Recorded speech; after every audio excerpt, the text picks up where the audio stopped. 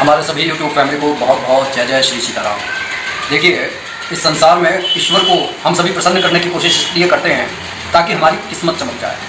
लेकिन हमारे को एक छोटी सी बात हमेशा समझनी चाहिए कि नेकी व्यर्थ नहीं जाती, नेकी व्यर्थ नहीं जाती। हरी लेखा जोखा रखते हैं, औरों को फूल जो देते हैं उनके भी हाथ महकते हैं। कहने का ये अर्थ है कि इस संसार में किस्मत को अगर चमकाना है तो उसकी कुंजी हमारी सेवा में छिपी हुई है। जिस तरीके से जब व्यक्ति साधु संतों की सेवा करता है, माता पिता की सेवा करता है, किसी दुखी और लाचार दरिद्र व्यक्ति की सेवा करता है, तो इस बात से भगवान प्रसन्न होते हैं। और उस समय जब भगवान प्रसन्न होते हैं तब ये जो हमारे जो सुख कृत्य हैं ये उसी पुण्य में गिने जाते हैं। और उस समय हमारे को कोई भी ये जो उपाय करने की आवश्यकता नहीं पड़ती, क्योंकि इसे भी पूजा माना गया है। और किस तरीके से पूजा माना गया है कि एक बार नारद भगवान ने भगवान विष्णु से यूँ ही पूछ लिया कि आपका सबसे प्रिय भक्त कौन सा है। तो विष्णु भगवान ने आंसर दिया कि उस खेत में जो किसान हल चला रहा है उसे मैं बहुत स्नेह रखता हूँ और वो मेरा प्रिय भक्त है।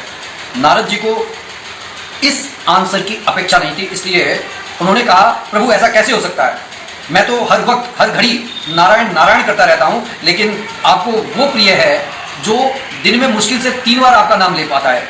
भगवान विष्णु ने कहा कि ये जो विवाद का विषय है इसको बाद में सुलझाएंगे, पहले मेरा एक काम करो। नारायण भगवान के कार्य को नारद मुनि मना कैसे कर सकते थे। उन्होंने कहा, बिल्कुल, आप बताइए क्या कार्य करना है। उन्होंने कहा कि यह तेल से भरा हुआ कटोरा है, इसे लेकर आप पूरे ब्रह्मांड का एक चक्कर काटकर मेरे पास आइए, लेकिन एक बात आपको ध्यान रखनी है कि इसमें से एक बूंद तेल की झलकनी नहीं चाहिए। नारद भगवान ने कहा, ये तो बड़ा साधारण सा कार्य है, मैं अवश्य से पूर्ण करने में सफलता हासिल करूंगा और अभी ब्रह्मांड का एक चक्कर काटकर आपके पास लौट कर आता हूं और उसके बाद इस विवाद को हम सुलझा लेंगे। नारद मुनि तेल का जो कटोरा था उसे लेकर ब्रह्मांड का चक्कर काटने के लिए निकल पड़े।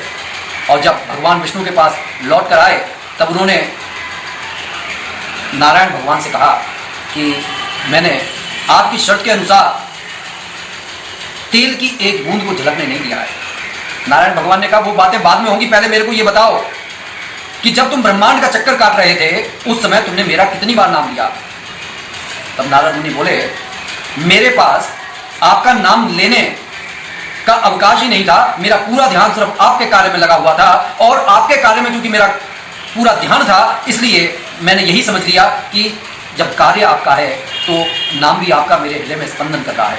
भगवान विष्णु ने कहा, इस संसार में जो भी व्यक्ति कार्य कर रहा है वो सब मेरे दिए हुए कार्य कर रहा है, फिर भी वो किसान सुबह उठने के बाद मेरा नाम लेता है, जब वह हल चलाने लगता है तब मेरा नाम लेता है और सोते समय मेरा नाम लेता है। फिर तुम बताओ, क्या वो किसान मेरा प्रिय भक्त नहीं हो सकता? कि वो किसान तुम्हारे से बड़ा भक्त नहीं हो सकता? नारद मुनि बिल्कुल मौन हो गए, क्योंकि उनके पास उनके इस जवाब का उत्तर नहीं था।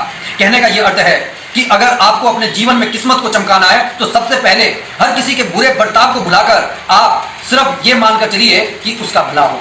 जब हम ये कहते हैं कि उसका भला हो तो भगवान प्रसन्न होते हैं। भगवान इसलिए प्रसन्न होते हैं क्योंकि ये सारा संसार उसकी संतान है और वो कभी नहीं चाहते कि उनकी संतान दुखी हो। और जब उनकी संतान ही संतान के लिए दुख मांगती है तो उन्हें दुख होता है। लेकिन जिस संतान पर उसकी ही संतान ने दुख दिए हों तब वह ये मांगे कि उसकी लाज रखना, उसे दुख मत देना, तो वो परमपिता परमात्मा हमारे किस्मत के सारे रास्ते खोल देता है, हमारी किस्मत को चमका देता है, धन धान्य से परिपूर्ण कर देता है। अगर बात अच्छी लगी तो कमेंट जरूर कीजिएगा। बोलिए जय जय श्री सीताराम।